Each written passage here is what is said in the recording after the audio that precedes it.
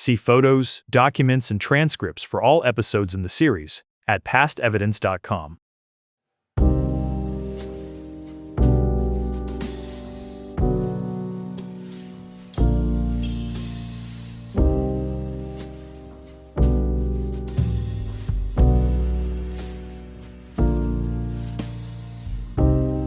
Some stories linger in the dark corners of our history, whispering of secrets and tragedies that refuse to be forgotten.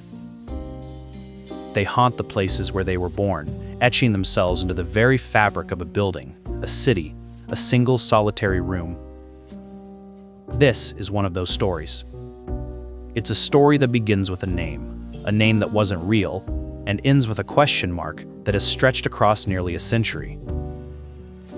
It's a story that asks us to look at a locked door and wonder not only who is inside, but what terrible truths are locked in with them.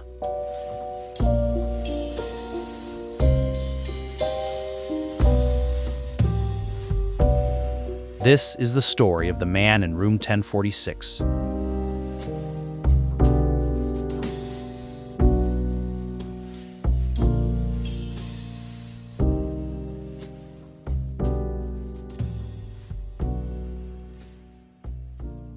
Kansas City, Missouri, January 1935.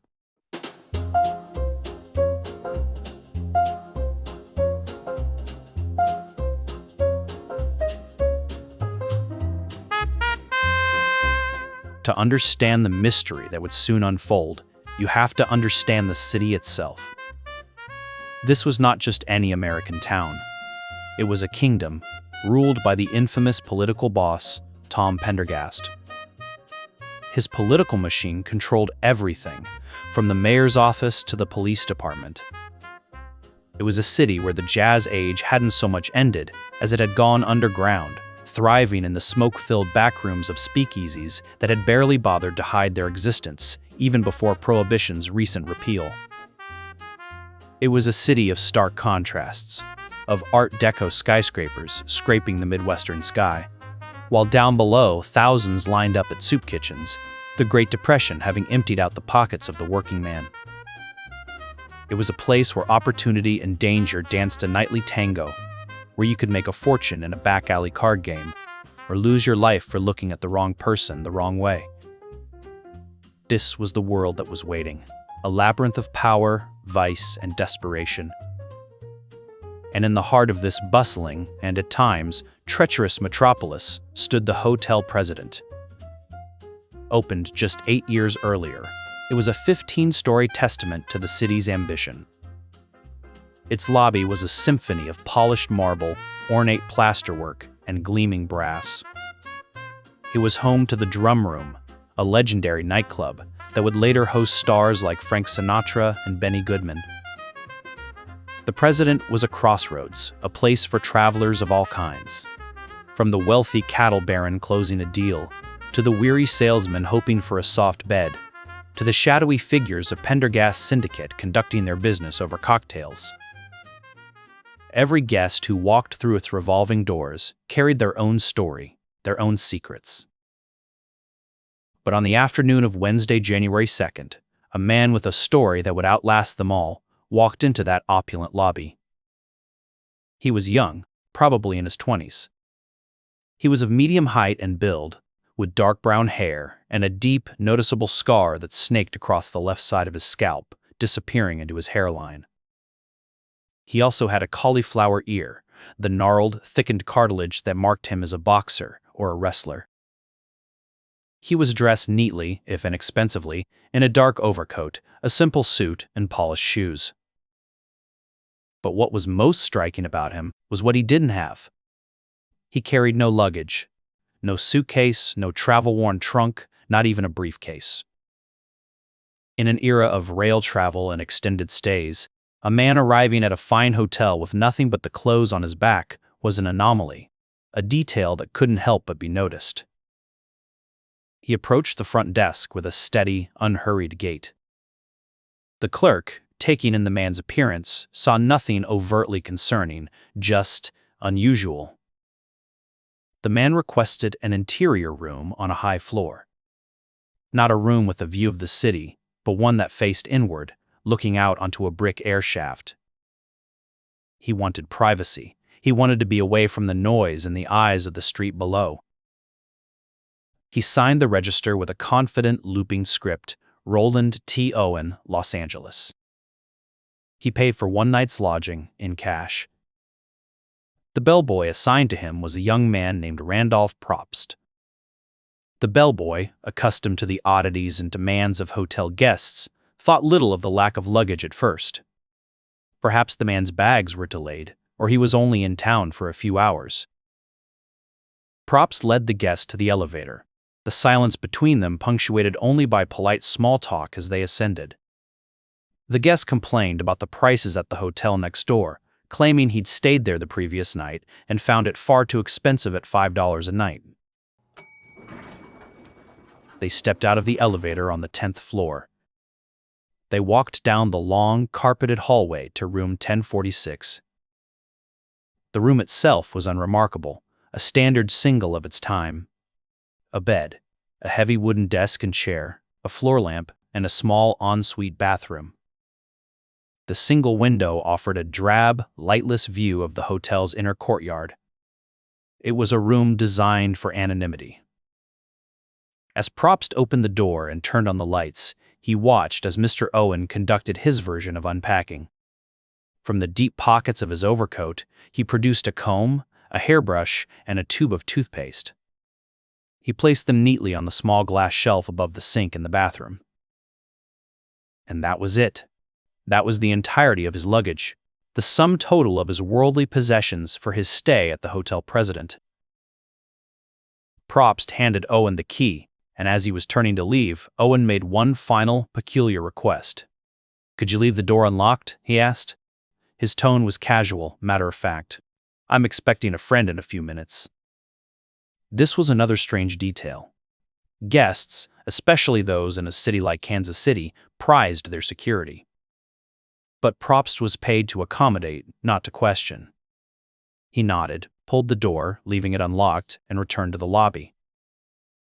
He saw Owen leave the hotel a short time later, coat collar turned up against the winter chill. For a few hours, the strange guest in 1046 was just another face in the crowd, another temporary resident of the city. But as the day bled into a cold January night, the story of Roland T. Owen began to take a dark and twisted turn. A turn that would leave a permanent stain on the history of the hotel and a permanent mystery in the annals of American crime.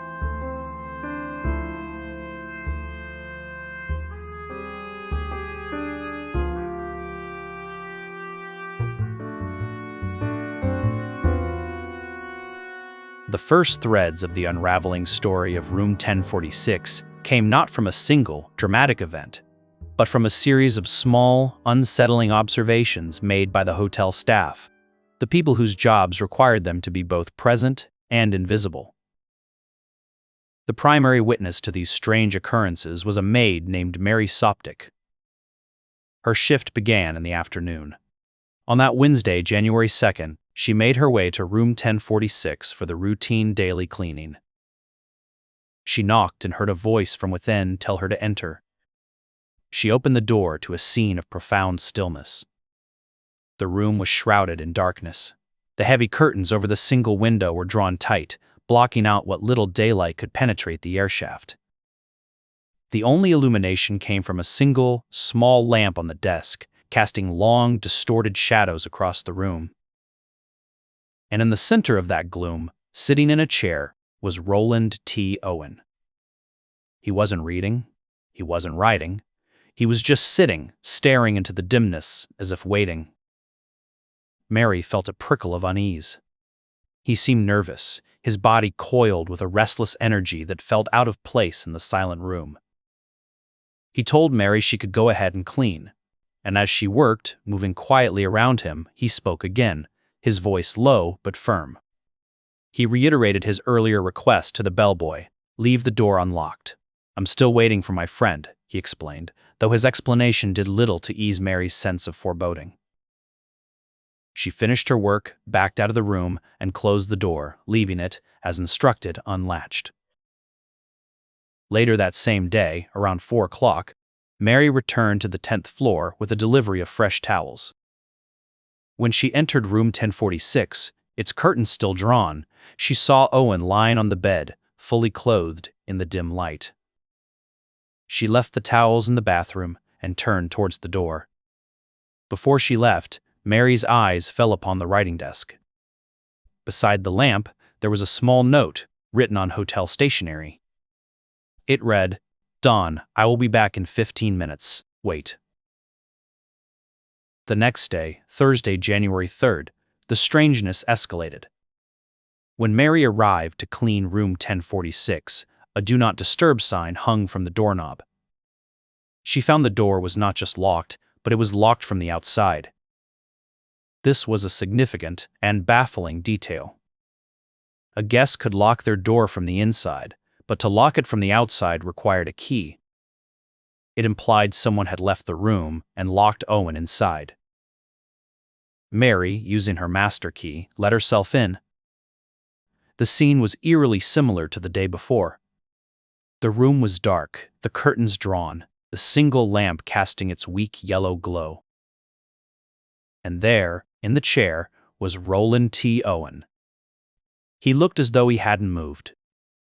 He seemed even more agitated than the previous day, a man trapped not just in a room, but in a state of high anxiety. As Mary began to clean, the telephone on the desk rang, its shrill cry shattering the silence. Owen picked up the receiver. Mary, working nearby, couldn't help but overhear his side of the conversation. It was tense, and it was brief. "No, Dawn," Owen said, his voice sharp with frustration. "I don't want to eat. I'm not hungry. I just had breakfast." There was a pause as the person on the other end spoke. "No," Owen repeated, more forcefully this time. "I am not hungry." He slammed the receiver back into its cradle. He seemed shaken. He turned to Mary, and for the first time, he seemed to try to engage her in a real conversation. It felt forced, a desperate attempt to create a veneer of normalcy over a situation that was clearly anything but. He asked her about her job, if she was responsible for the entire floor, and if the hotel had residential guests. To Mary, it sounded like the rambling of a man trying to distract himself, a man on the run from something or someone. He was afraid, she realized, deeply afraid. At around 4 o'clock, Mary again returned to the 10th floor with a pile of fresh towels. As she reached 1046, she knocked lightly on the door. "Go on in," a voice called from inside. But it wasn't Owen's voice. This voice was different, deeper, rougher, with a gruff, intimidating edge. Confused, Mary knocked again, announcing that she had fresh towels. "We don't need any," the gruff voice snapped back. Mary, unnerved and not wanting to intrude on what was clearly a private meeting, quickly moved on, leaving the towels outside the door. Who was this other man? Was this the friend Owen had been so anxiously awaiting? The note, the phone call, the gruff voice, the man locked in his own room from the outside. It was an accumulation of contradictions and danger signs. Mary finished her work and left, deeply unsettled by the man in the dark room. She would be the last person, aside from his killer, to see Roland T. Owen alive and uninjured. As evening fell on the 10th floor of the hotel President, the sounds of trouble began to filter through the walls. A guest in the adjacent room, 1048, a woman named Jean Owen, an unsettling coincidence of name but no relation, was in her room for the night. Sometime after 11 o'clock, she became aware of loud voices coming from 1046. It wasn't just a conversation, it was an argument. She could clearly distinguish the voices of a man and a woman, talking loudly, their words punctuated by curses. She heard scuffling, the sound of people moving, perhaps struggling. Then a distinct, sharp sound, a gasp or a cry of pain. But in the bustling, often raucous environment of a large downtown hotel, such noises were not entirely uncommon. People fought, people drank, people made noise. Not wanting to get involved, Jean Owen tried to ignore it. The noises eventually subsided, and an uneasy quiet settled over the hallway once more.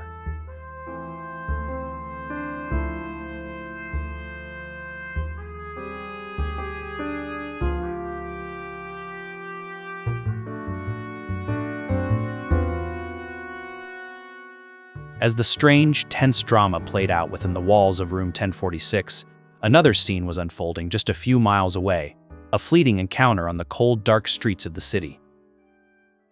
At around 11 o'clock that same night, a city worker named Robert Lane was driving his car down 13th Street. Suddenly, a figure darted from the shadows and into his headlights, flagging him down with desperate urgency.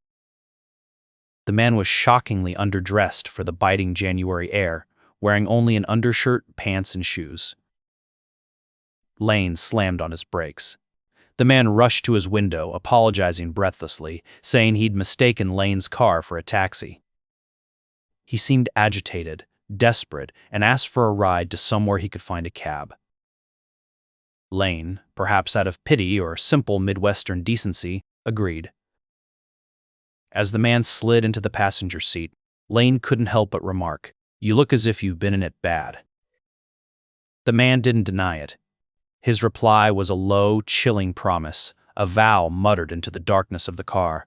"I will," he swore, "I will kill them tomorrow." In the rearview mirror, Lane caught sight of a deep, angry scratch on the stranger's arm. He was cupping his other arm strangely, as if trying to catch blood from a wound Lane couldn't see. The air in the car was thick with fear and violence. Lane drove them to the intersection of 12th and Troost, a corner where cabbies often gathered. The man thanked him, got out, and confidently strode to a parked taxi, honking its horn to summon the driver from a nearby diner. As Lane drove away, the image of the strange, wounded man and his venomous promise lingered, a loose thread in the night's already tangled web.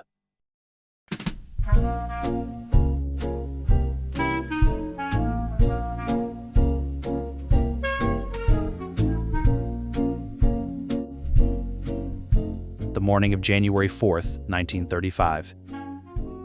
A new day dawned over Kansas City, and the mystery in room 1046 deepened.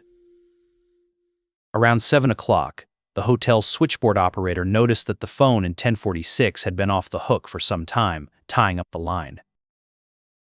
Following procedure, she dispatched a bellboy to check on the room.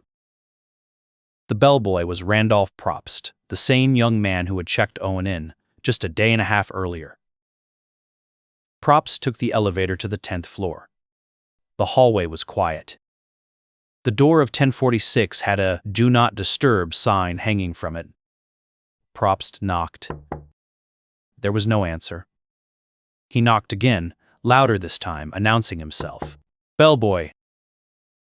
After a long pause, a voice from inside called out. It was a low, slurred voice, the kind Probst associated with a guest who'd had too much to drink. "Come in," the voice mumbled. "Turn on the lights." But the door was locked. Probst tried the handle, but it wouldn't budge. He knocked again several times. There was no response. He waited, listening at the door, but heard nothing more. Assuming the guest was drunk and had passed out, Probst gave up. He shouted through the door, "Your phone is off the hook," and then returned to the lobby, telling the switchboard operator she should send someone to try again later when the guest might have sobered up. An hour and a half later, around 8:30, the light for room 1046 was still illuminated on the switchboard. The phone was still off the hook.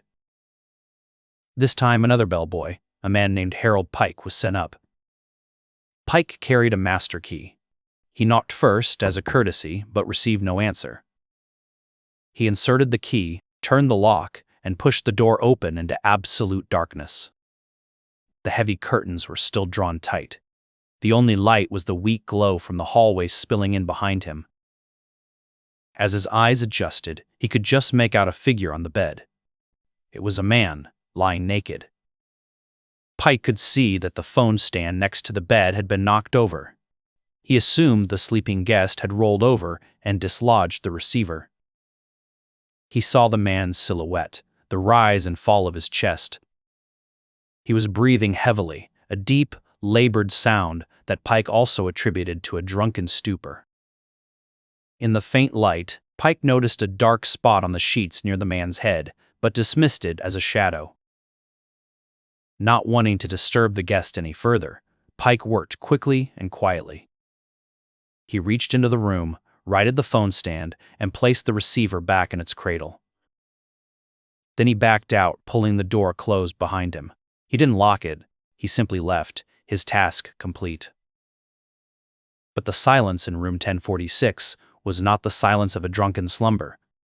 It was the silence of something far more sinister. The labored breathing was not from intoxication, but from a punctured lung. And the dark spot on the sheets was not a shadow, it was blood. The final, horrifying chapter of the story of Roland T. Owen was about to be written.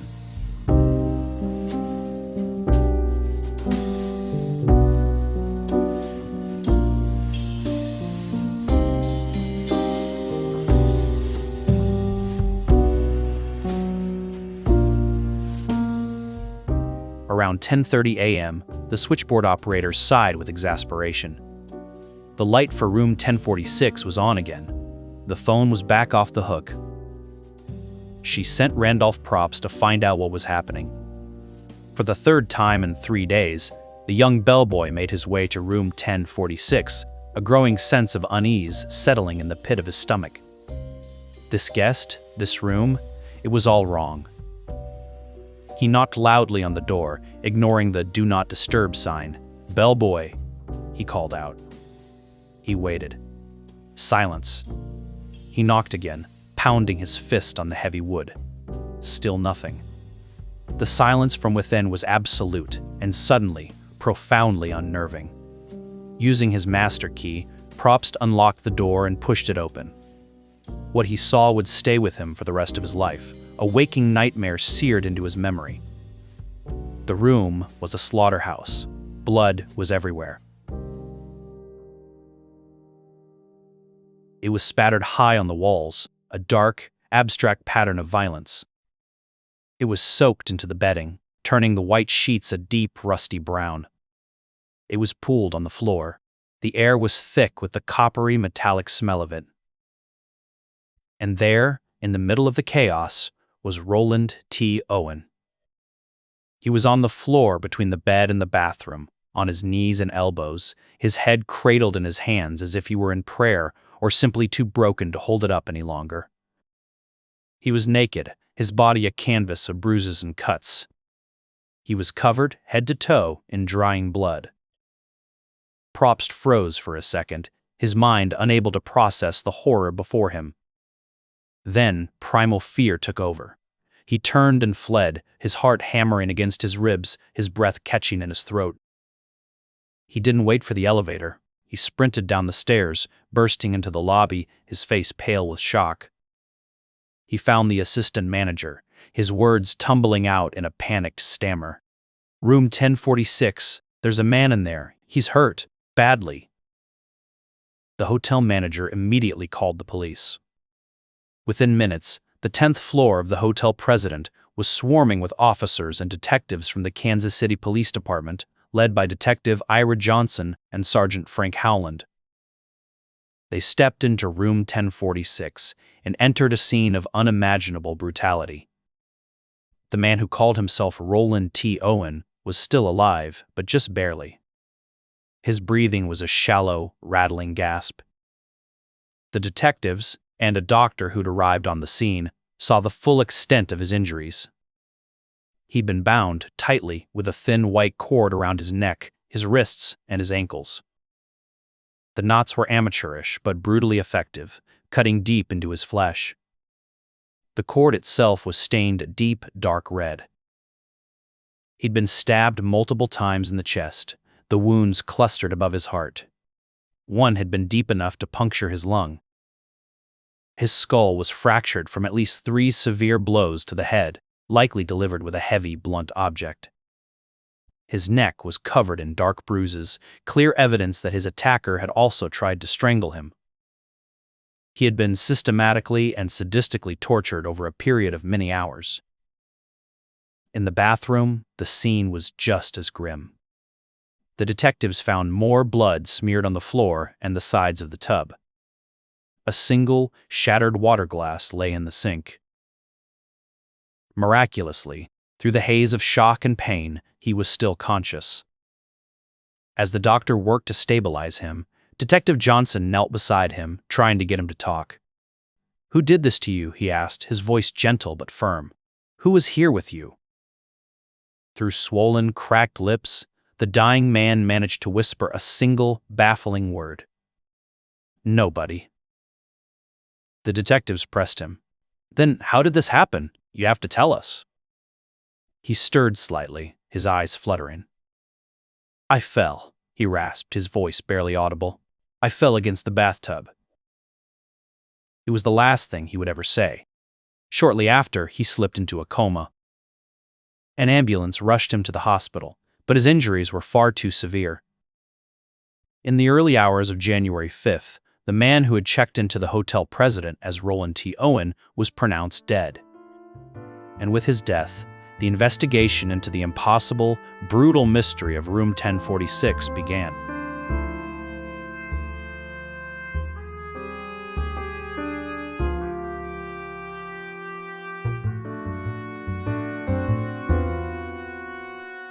The investigation into the murder of the man in Room 1046 was a study in frustration and bizarre contradictions.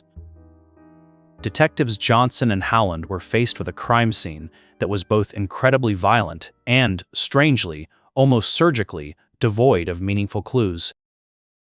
It was as if the killer, or killers, had taken meticulous care to erase themselves and their victim from existence. There was no murder weapon. The police searched every inch of the room, but found nothing that could have inflicted the deep stab wounds or the crushing blows to the head. The cords that had been used to bind the victim were common, everyday items, utterly untraceable. Most perplexing was what was missing. All of the victim's clothing was gone: his suit, his shirt, his shoes, his dark overcoat, all vanished. Also missing was the soap from the bathroom dish, the hotel towels, even the toothpaste and brush he had placed on the shelf. Why would a killer bother to take such mundane items? The only logical conclusion was that they were trying to prevent identification. The clothing might have had laundry marks or tailor's labels. The other items might have held fingerprints. It was a clear, deliberate effort to make the victim a John Doe. What little evidence the police did find only deepened the mystery. Tucked away in a corner of the room, they found a single unsmoked cigarette. Lying on the floor was a small hairpin. In the bathroom, a safety pin. And on the telephone stand, detectives managed to lift 4 fingerprints from the glass surface. They were small, the police noted, small enough to belong to a woman. They didn't match the victim or any of the hotel staff who'd been in the room. In an age before computerized databases, the fingerprints were a ghost's signature, a tantalizing clue that led absolutely nowhere. But perhaps the strangest, most intriguing piece of evidence found in that room was a full bottle of diluted sulfuric acid.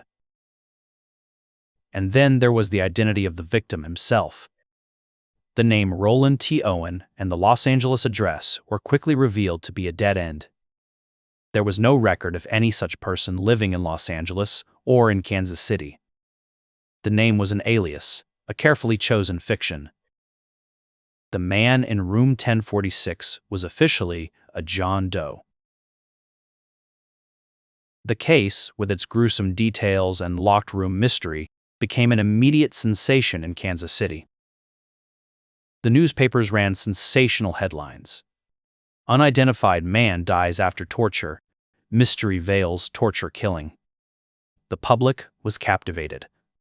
The story had everything: a fine hotel, a mysterious stranger, brutal violence, and no apparent motive. The body was taken to a nearby funeral home. In a macabre practice that wasn't uncommon for the time, the body was embalmed and put on public display, in the desperate hope that someone, anyone, would recognize him. Over the next few weeks, hundreds of Kansas City residents filed past the cold, silent body, their faces a mixture of morbid curiosity, civic duty, and genuine sympathy, all drawn by the city's most sensational murder. Among them was a man with a nagging memory.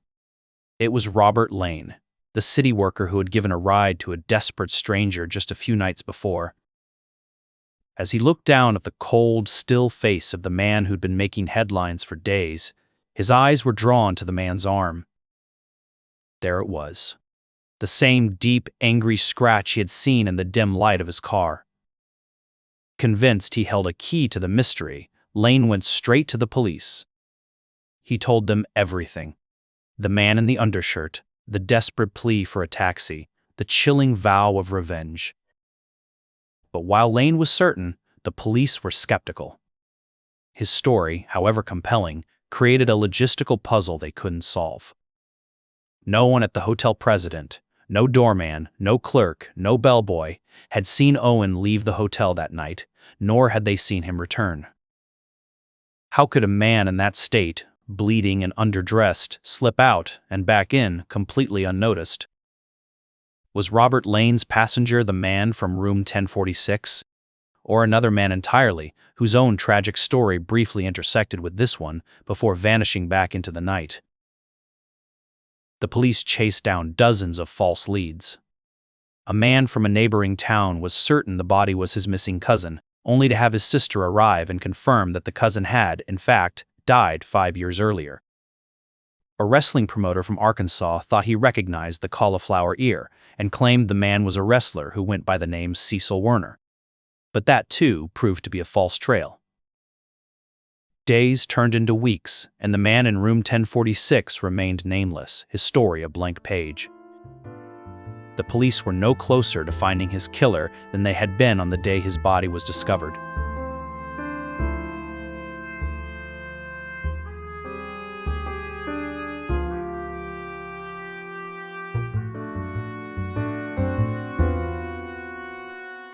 As the weeks turned into months, it seemed that the man would be buried without ceremony in a pauper's grave, his story unfinished, his identity lost to time. But then, another strange twist, in a case that was already full of them. The funeral home received an anonymous phone call. A man, who refused to give his name, asked that the dead man who'd been in the news be given a funeral and a burial plot at Memorial Park Cemetery. He said he'd be sending money to cover the funeral costs. The undertaker asked the caller what his connection was to the case. "Cheaters usually get what's coming to them," the man said with cold finality, and then he hung up. A few days later, a plain envelope arrived. Inside was a wad of cash, wrapped in a newspaper, enough to cover the cost of the funeral and the burial plot. Then came another call, this time to the Rock Flower Company. The caller requested that a bouquet of 13 American Beauty roses be placed on the man's grave. As before, the payment for the flowers arrived in a plain envelope, this time with a small white card with a simple inscription, its handwriting obviously disguised. It read, "Love forever, Louise." The man in room 1046 was buried in Memorial Park Cemetery, his funeral surrounded by as much mystery as his death. The police now had a few more cryptic clues: a grieving lover named Louise, perhaps a vengeful brother. But they were no closer to solving the mystery of who he was or who had killed him. He was a ghost in the city's memory, a victim without a name, a murder without a motive. But the story was not over. For more than a year, the man in the grave remained a mystery to the world. But to a mother in Birmingham, Alabama, his absence was a constant gnawing presence. Ruby Ogletree's life had been consumed by a quiet, gnawing worry ever since her son, Artemis, had left home in 1934. The sporadic letters from his travels had been a comfort, but in the spring of 1935, their nature had changed completely. The new letters were typewritten, their language stilted and alien, telling increasingly bizarre tales of trips to Europe and a sudden wealthy marriage in Egypt. Ruby's maternal intuition screamed that something was wrong. Her fears were amplified by a strange and deeply unsettling phone call. The man on the other end of the line identified himself as Godfrey Jordan. They spoke for 45 minutes, his words often wild and irrational. Yet, amidst the strange ramblings, he seemed to possess an intimate first-hand knowledge of her son. He reiterated the story about Egypt and offered a sinister explanation for the typewritten letters. Artemis, he claimed, had lost a thumb in a fight and could no longer write by hand. Ruby listened, her blood running cold, because she was convinced the voice on the phone was not a stranger named Godfrey Jordan. She believed it belonged to Joe Simpson, a young man from Birmingham, a friend with whom Artemis had left home 2 years earlier. The thought that her son's own friend could be part of such a cruel deception galvanized Ruby. Her worry transformed into a desperate, determined investigation. By November of 1935, she was writing to anyone she thought could help. She wrote to the State Department to see if a passport had been issued for Artemis.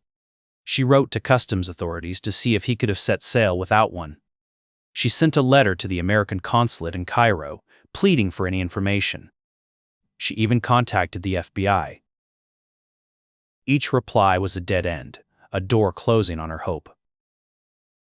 As the new year of 1936 dawned, her desperation reached its peak. In January, Ruby Ogletree sat down and wrote a letter to the most powerful man in the country, President Franklin D. Roosevelt. "I fear he has fallen into some gang, or something has happened to him," she wrote, a mother's heart laid bare on the page. "He has always been a good boy and has high ideals. I simply must find some trace of him. If he is in trouble, I want to know." It was just a few weeks after she sent that letter, after nearly a year of frantic searching, that a friend handed her a copy of the American Weekly magazine. As she turned the pages, an article caught her eye. It was about an unsolved murder in Kansas City, the strange story of a man who had been found tortured and killed in a hotel room. The article included a police sketch of the victim, Roland T. Owen. Ruby stared at the image, her breath catching in her throat. The man in the sketch looked so much like her son. Then she read the description, a distinctive scar on the left side of his scalp. The terrible truth crashed down upon her. It was the same scar her son had gotten as a small child, when a pan of hot grease had spilled on him. With a heart filled with a mixture of hope and dread, hope that it wasn't him, dread that it was, she contacted Kansas City police. The description she provided was a perfect match, and after the body was exhumed, her worst fears were confirmed. The man in room 1046 was her son, Artemis. Ruby now knew her son's fate, but her search wasn't over. It simply had a new focus. She never let go of her suspicion of Joe Simpson, the friend she believed had called her from Memphis. She wrote to the Kansas City detectives, explicitly naming him as a person of interest. She became a detective herself, obtaining Simpson's school records from Phillips High School, looking for any clue. For years, she tried to arrange a meeting with him in Birmingham, only to be stood up time and again. The police politely assured her that Simpson had been interviewed and was not a suspect, but Ruby was undeterred. Finally, on December 28, 1939, nearly 5 years after her son's murder, she managed to confront him. The meeting only hardened her conviction. "In talking with the boy, Joe Simpson, I was reasonably convinced that he is the person that talked to me from Memphis, Tennessee, 7 months after my son was killed," she later wrote to the Kansas City police, her letter a testament to a mother's unyielding quest for justice. The man in room 1046 was not Roland T. Owen. He was Artemis Ogletree, a 19-year-old boy from Birmingham, Alabama, who'd been looking for adventure and had instead found a brutal and mysterious end.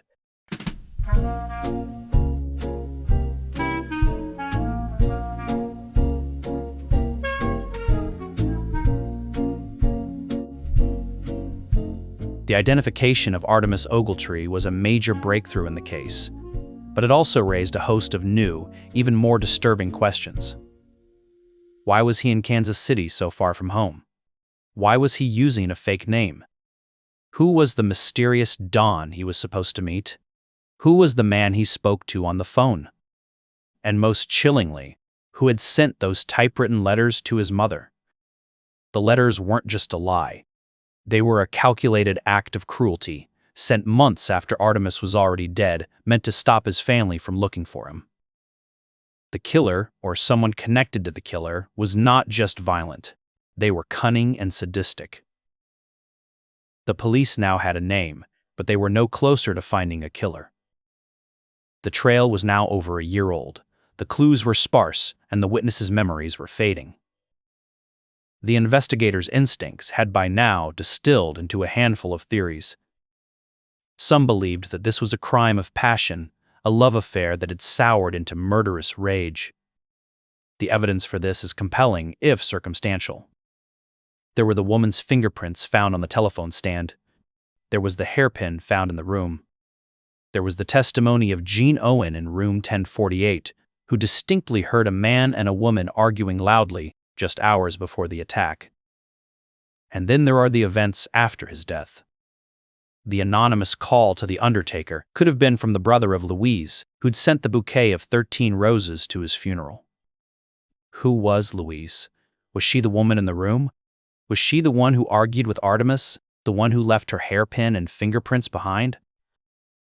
In this scenario, Dawn could have been another woman. Donna, perhaps, a woman Artemis was meeting behind Louise's back. A secret meeting for which he would prefer to use a false name in the hotel register. Perhaps the gruff voice Mary Soptic heard belonged to the angry brother, a man seeking vengeance for his sister's honor. The argument escalates, the brother gets involved, and things spiral violently out of control. The torture could have been a furious, uncontrolled expression of rage. Or perhaps a similar story played out, but with Artemis and the anonymous caller as rivals for Louise's affections. But other detectives felt the crime didn't fit the profile of a spontaneous, rage-fueled killing. The removal of evidence at the scene and the fake letters to Ogletree's mother for months after his death suggest a level of cold, detached planning that points in a different direction. And how had the bottle of acid appeared in the hotel room? If it was brought by the killer, that suggests they had sinister intentions from the outset. Some investigators had a hunch that the mob was behind the murder. This was Tom Pendergast's Kansas City, after all. Organized crime was a part of the city's bones. The name Don could conceivably have been a title, not a name, a reference to a mafia boss. Perhaps Ogletree, a young man looking for quick money, had gotten involved as a low-level courier or a bagman. Perhaps he was entrusted with something, money, information, or illicit goods, and had either lost it, stolen it, or was planning to sell it to a rival faction. This theory neatly explains several key elements of the crime. The extreme torture would be consistent with a mob interrogation, a brutal attempt to extract information, or the location of missing property. The systematic cleanup of the room, removing the body's identification and any personal effects, is the hallmark of a professional hit, designed to send a message while leaving the police with nothing to go on. The bottle of acid could have been brought to remove Ogletree's fingerprints, to further hamper identification. Perhaps the killer was disturbed before having chance to use the acid and fled after cleaning up the room, forgetting to bring the bottle with him, his careful plans having been disrupted. Ogletree's final words, "Nobody, I fell against the bathtub," could have been his last act. Abiding by the criminal code of silence, knowing that naming his attackers would only bring more trouble to himself or his family. The mob might have been behind the anonymous payment for his burial plot, the ultimate act of cynical power. A final, chilling gesture that offered the appearance of a proper burial, while ensuring that the truth of their involvement was silenced forever beneath a headstone they themselves had paid for. The investigation, however, failed to find any evidence to connect Artemis Ogletree, a teenager from Alabama, to any known criminal organization in Kansas City or anywhere else. He was a drifter, not a gangster. One of the lead investigators on the case, Detective Chief T.J. Higgins, became convinced by a different, chilling theory. one that suggests the evil that visited room 1046 was not a singular event, but part of a larger, darker pattern. It's a theory that stretches across state lines and through the years, connecting the death of Artemis Ogletree to a gruesome murder in New York City and to a predator who may have passed through Kansas City like a ghost, leaving only tragedy in his wake. To explore this, we leave Kansas City in 1935 and travel forward 2 years, to the summer of 1937. In a New York City rooming house, Joseph Martin, a man with a shadowy past, murders his roommate, Oliver George Sinicol. Sinicol was no innocent. Newspapers described him as a small-time thief and narcotics peddler, but the manner of his death was horrific. Martin shot Sinicol, then dismembered his body. He carefully cut away a distinctive tattoo from Sinicol's arm, then stuffed the nude corpse into a large steamer trunk, addressed it to Memphis, Tennessee, and arranged for its shipment from Penn Station. But the trunk was flagged for its suspicious weight and the foul odor escaping from it. It was opened, the gruesome contents were discovered, and just 7 hours later, Joseph Martin was in police custody. The case revealed Martin to be a cold, methodical killer, a man who took deliberate steps to erase his victims' identities. But what interested investigators was his use of aliases, and one of his preferred names was Donald Kelso. The name Donald Kelso sent a jolt through the investigators in Kansas City, who were still haunted by the Ogletree case. They immediately scoured their own records, poring over the dusty hotel registration cards from the months leading up to the murder. And then they found it. A registration card from a different Kansas City hotel, dated before the murder. On it were 2 names, 2 men who had checked in together. The first was Donald Kelso. The second was a name that couldn't possibly be a coincidence: Duncan Ogletree. The similarity was staggering. Duncan Ogletree checking in with Donald Kelso. Artemis Ogletree waiting in a hotel room for a man named Don. For the Kansas City police in 1937, it felt like the key that could finally unlock the entire mystery. They obtained a copy of Joseph Martin's signature and compared it to the looping script of Donald Kelso on the old hotel registration card. At the time, they were convinced they had a match. The news must have felt like a breakthrough. For a moment, the ghost who'd been in room 1046 had a face and had belonged to the killer in a New York jail cell. But stories like this are rarely so simple. For over a decade, the link seemed plausible, a widely accepted footnote to the unsolved case. Detective Chief Higgins eventually proclaimed that he was satisfied that Joseph Martin was, indeed, the killer of Artemis Ogletree. Then, in 1950, the FBI reviewed the cold case file. Their own document examiners, with more advanced techniques at their disposal, took another look at the handwriting. Their conclusion was a stunning reversal of the original finding. The signature of Donald Kelso, they determined, was not a match for the handwriting of Joseph Martin. This finding shatters the theory, yet leaves the terrifying coincidences hanging in the air. The FBI's analysis contradicts what seems to be an impossible coincidence.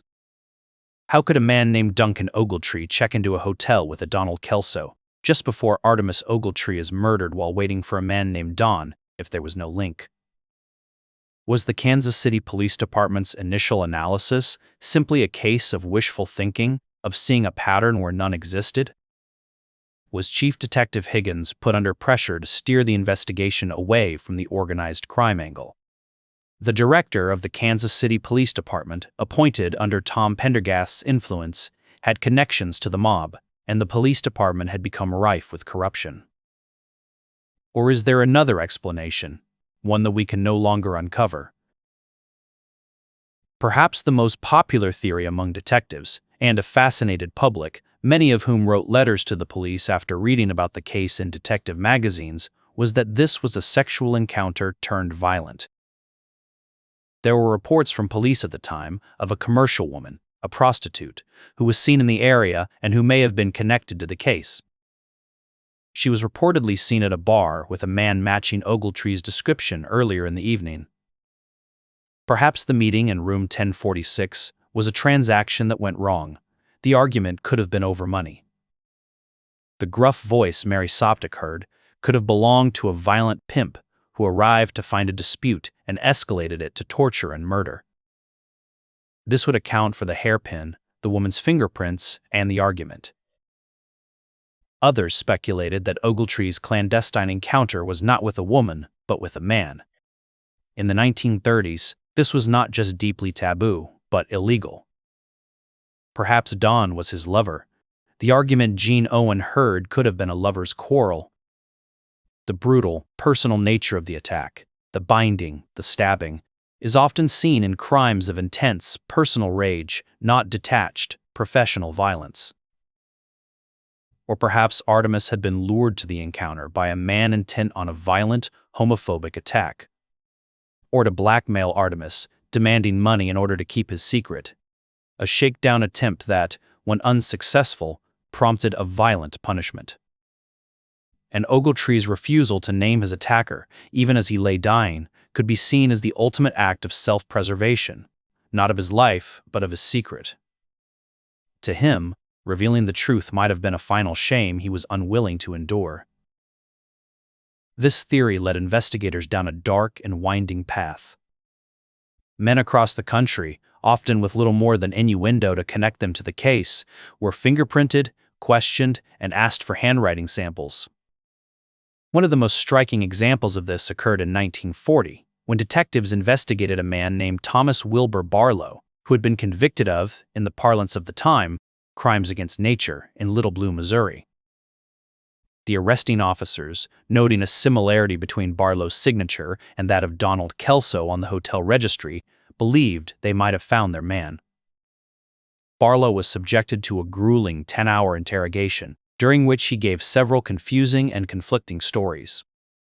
But instead of a confession, the police were left with only confusion, which they ultimately, and tragically, chalked up not to the duress of the interrogation, but to the degenerative effects of syphilis on Barlow's brain. Another suspect lost to the fog of a frustrating and inconclusive investigation. All of these theories remain speculation, an attempt to read between the lines of a story with too many pages missing.